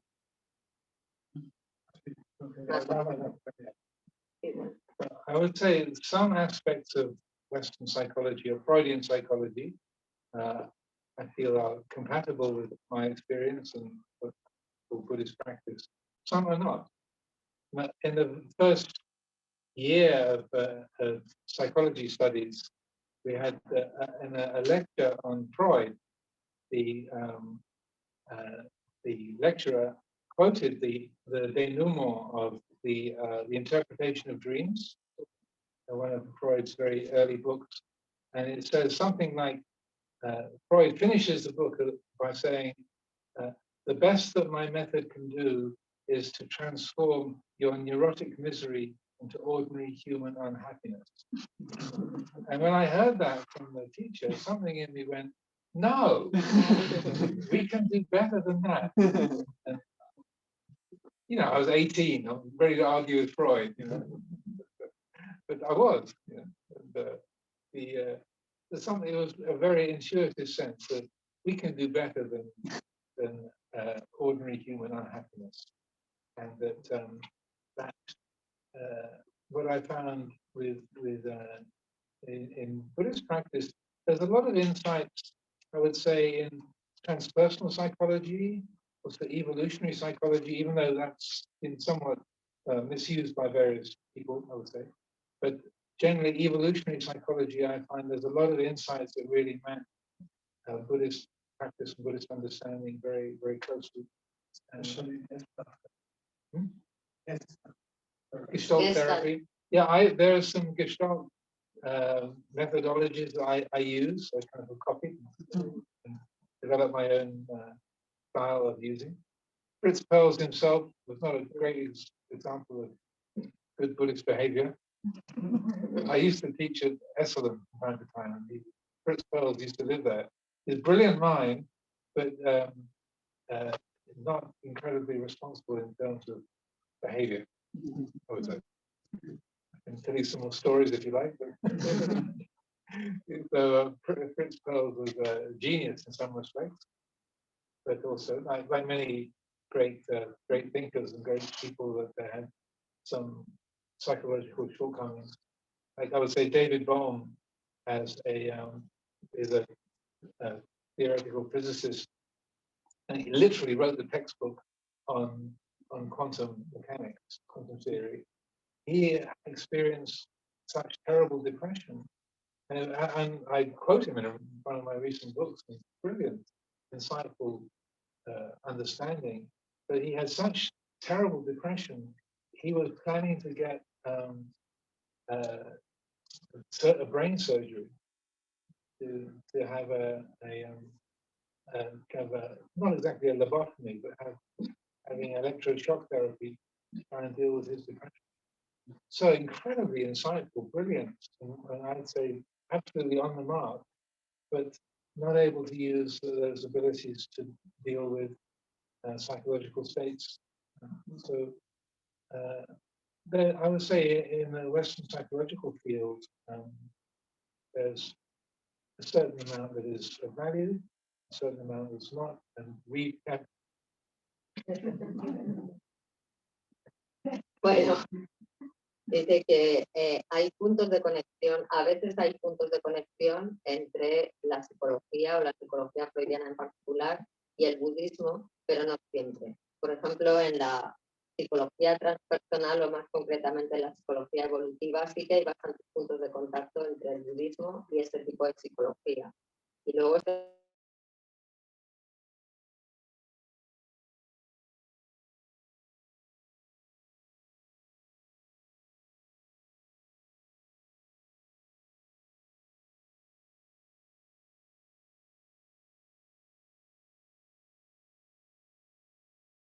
que era un brillante pensador, pero sin embargo no, su concepto de la responsabilidad y todo pues no estaba tan desarrollado. También mencionaba a David Bohm, que es un físico cuántico, físico teórico especializado en cuántica, que también era una mente brillante, pero sufría una grandísima depresión y llegó incluso a considerar recibir electroshocks para modificar su mente y poder librarse de la depresión.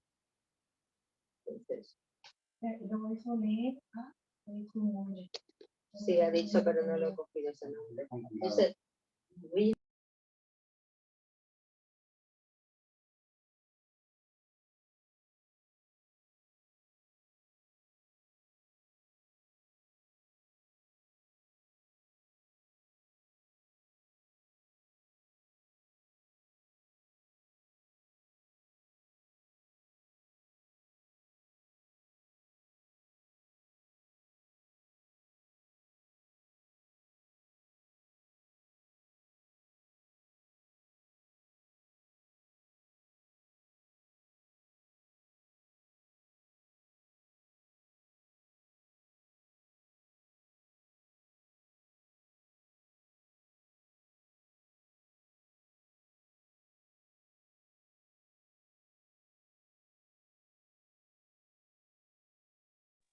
Y quizá para acabar, yo le he pedido que pudiera responder tanto como se pueda aquí para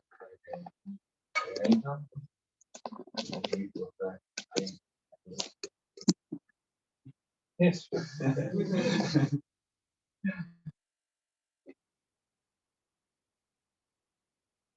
Jayando Bodhiya Mule Satyanam Nandivadano Evang Davang Vichayo Hohi Jayatsu Jaya Mangale Aparajita Range Sise Patavi Bokare Abhiseke Sambabu Danang Naga Pato pamo tatisuna patang sumangalang supambatang sohotikang sukano summohoto chasaye tang brahmachari supandakinang kaya kamang wajaka mang badakinang badakinang manokamang anindite bandakina bandakina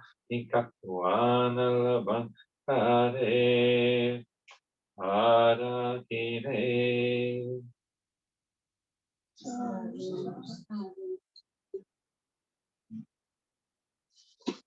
Well, very good to see some familiar faces, Jerome and others. Jose Luis, good to see you again. Without this rectangle and people's faces on Zoom calls. And those who have not met before, we have to make your acquaintance this evening. I think that's enough for tonight. Maybe, Isabel, you have anything to say to finish things up? Muchas gracias a todos por haber venido.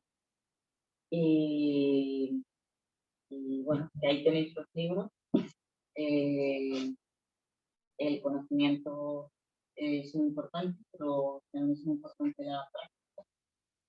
Así que os animo a todos a que practiquéis. El silencio es muchas veces en esta sociedad de transformar un alimento para la mente y para el alma. Y os invito a que un minutito para nuestro silencio. Igual va a empezar en la semana que viene, creo. Así vamos a hacer un curso bajo uno de los paramitas que he nombrado allá. Paramitas son actitudes que nos invitan a evolucionar como seres humanos y vamos a hacer un curso de calma, de generosidad, de la práctica de la paz interior. Hay algunos ejemplares aquí, también lo podéis descargar a través de la página mía, la página web del libro, y de la página de la Forex Sangha, tenéis una tarjeta ahí también. Y ahí ya son más prácticas, es un curso más práctico en donde vamos a ofrecer prácticas para desarrollar la paz en la medicina. Así que os invitamos a participar. I'd also like to thank Maria for a great job this evening. I apologize for going too long. Yeah, I clear my throat and then 10 minutes have gone by. Sometimes the words come too easily. So, thank you so much. Mañana Mañana hay un evento en la calle Luis Vélez que hay que llevar, irse a morir. Y nada, si alguien quiere ir, me manda un text y os doy la idea.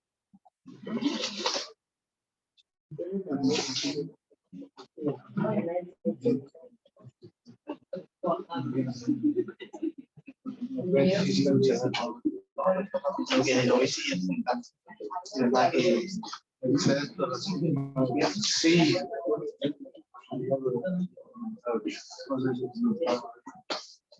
Pues bueno, lo subiré, pero es que todo lo que he ido revisando me está encantando y ahora también, ahora que empecemos a difundir este curso online y todo eso, Sí, si la gente empieza... No lo he subido para no saturarla mucho. Claro, es que es lo que pasa, que hay que...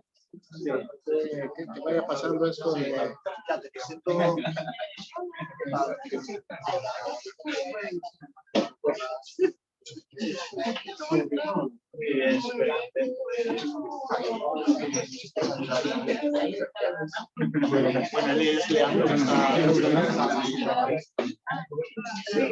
mezcla de monje y cachondo inglés. Qué gracioso. O sea, que te vas a pasar de yoga a la vida. Voy a cambiar. Lo vas a esto de la yoga es una quitando que tengo que hacer. La segunda mitad. Sí, no, la garganta. Quitar lo que va a mandar, lo que va a mandar. No me dices. Meditas. Ya. En caso de esa llegada. Sí.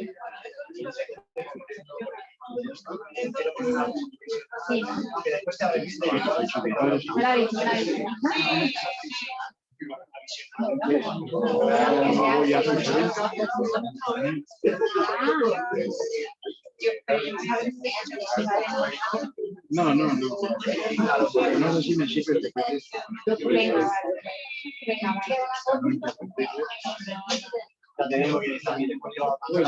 vale.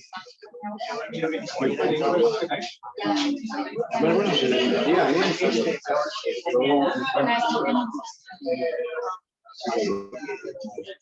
Además, esto también me parece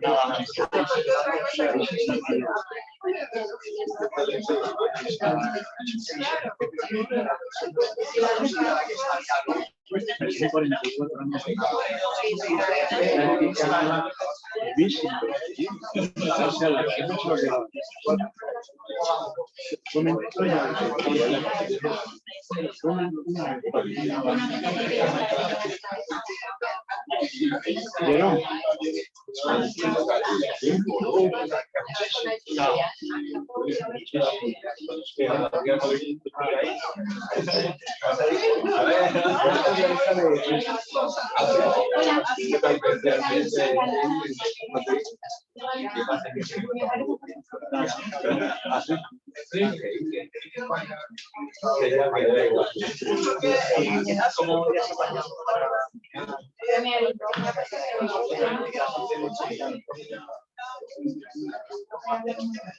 Ah, sí, sí, ¿qué te gustaría?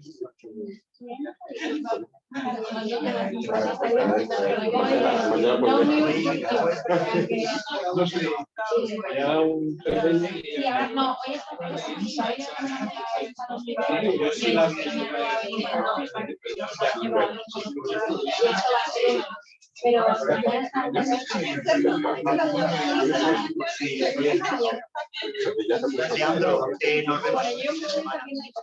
¿Tienes solucionado el cómo ir?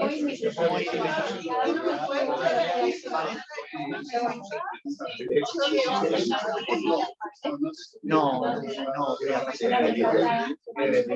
Pero bueno, ya llegaré.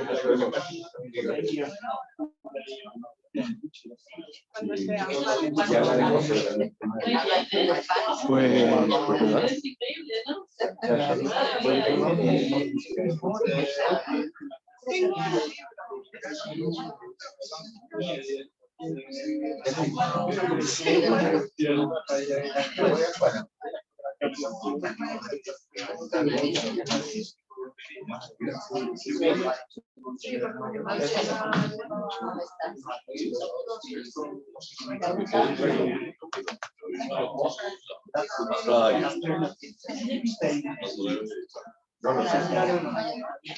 We have the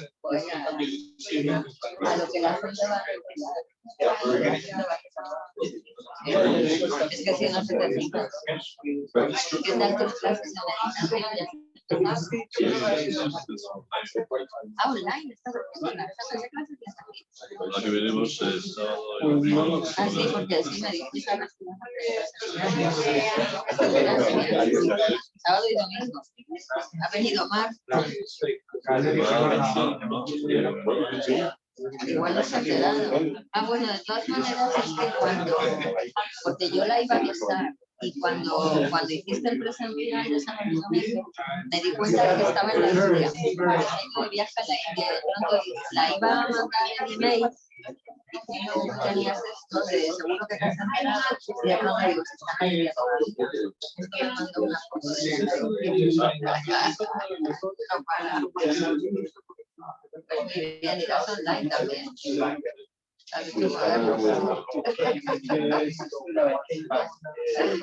Bueno, me alegra verte. Cuando ya tengo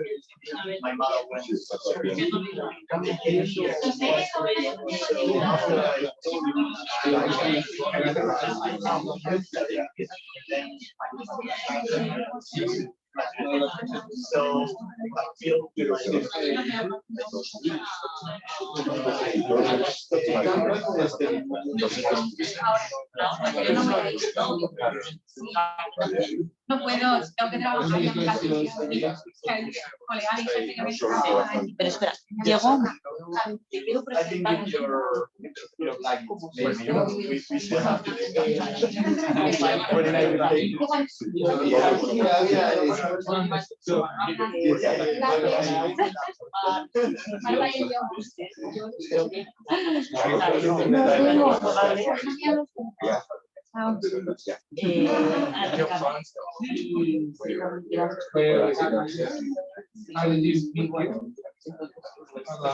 Es una persona, a mí me han hablado muy bien.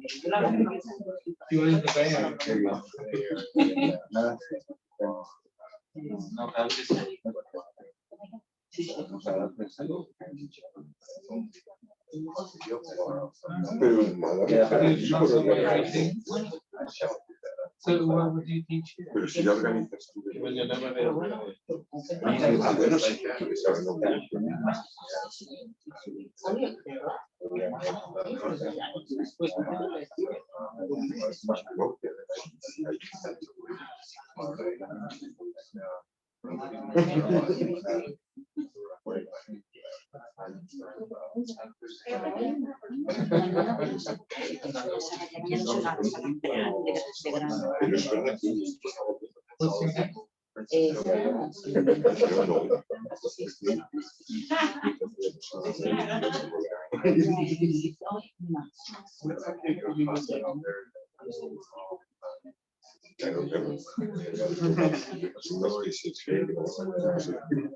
Yeah, we have some good collaboration.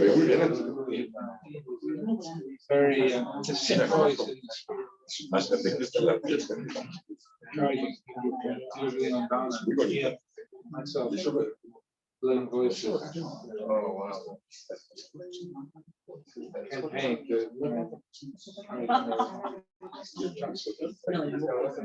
yeah.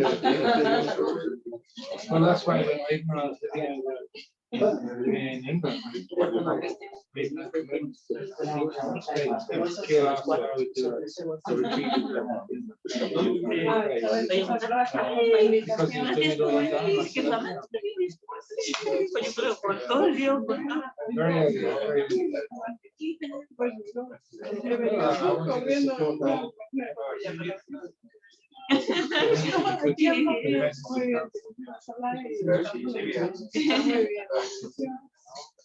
Sí, sí.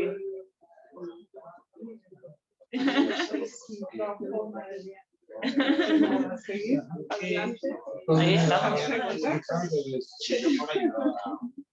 One of our main translators, so that pretty much all the Spanish material.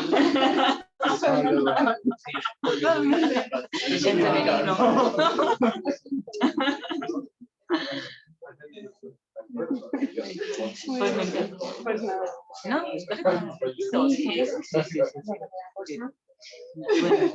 Que nada, Vale.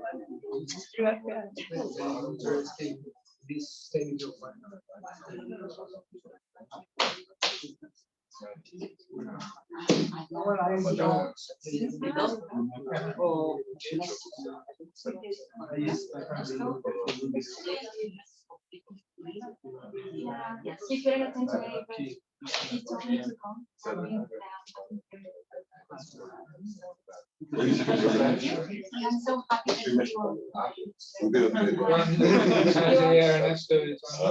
yeah, it's not well. I think it's something today.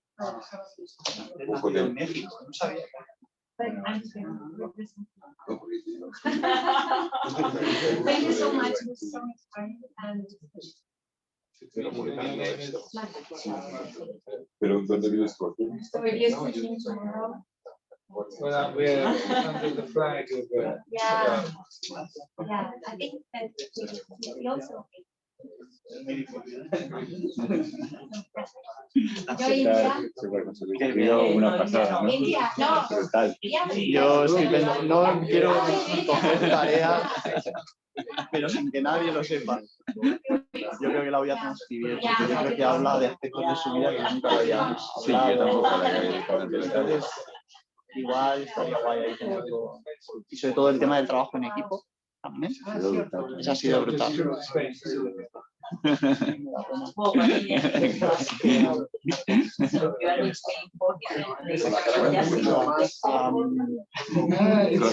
eso, algo, ¿no? Sí. Que ahora ¿Qué va la vida? Bien, nada. Rubén, ¿dónde está? No ha venido. Yo pensaba que me veníais juntos. No, yo la avisé. Me dijo que iba a venir. Entendí que venían al otro lado. Ah, yo pensaba que venía hoy. Yo le digo tras entera y como se Bueno, es histórico. ¿Qué tal te va el centro alicantino? Pues poco a poco, pero bueno, cogiendo setas ahora mismo. Ahora bien. Las setas Pero si no ha llovido. ecuánimes. Si no ha llovido. Por ahí ha llovido algo. Ha llovido algo. Cogiendo setas, bueno. Ecuánimes. Se llaman setas indiferentes. Anda. Que no saben a nada, digo, te las comes Insípidas. Digo, Pero no saben a nada, pero te llevan a Valladolid o no saben a nada y no hay nada. Bueno, pues los de enfrente, que viven enfrente mía, vale, igual. No saben a nada, pero...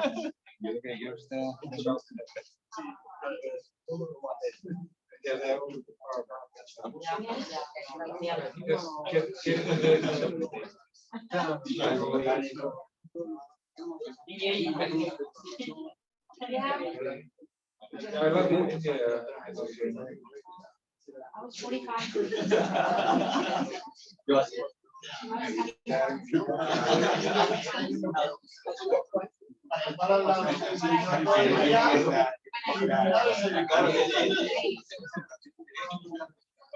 So I joined them and then I met I was gonna be there for 3 months.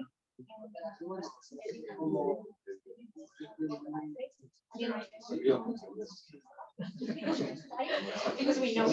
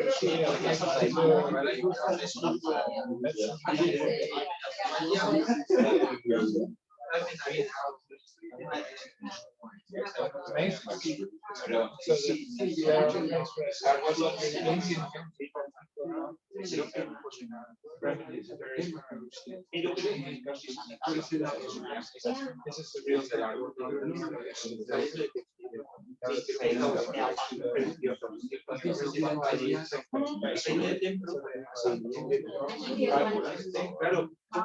¿Cuánto habíamos hablado? No, el tema es eso. You're interested in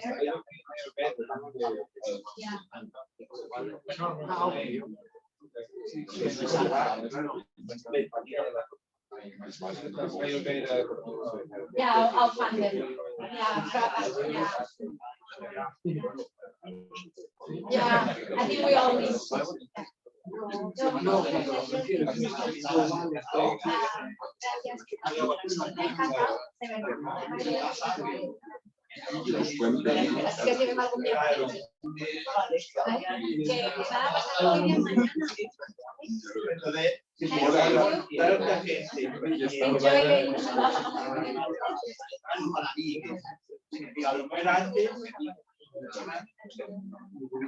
How many people were joining by Zoom? By Zoom, it was 19, then 18, then 16.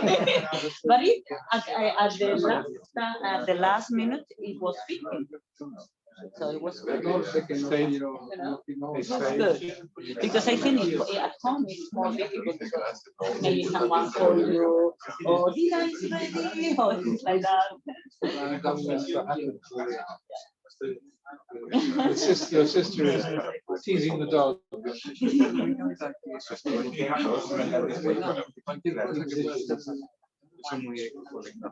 Thank you for hosting the event. Thank you for providing your host.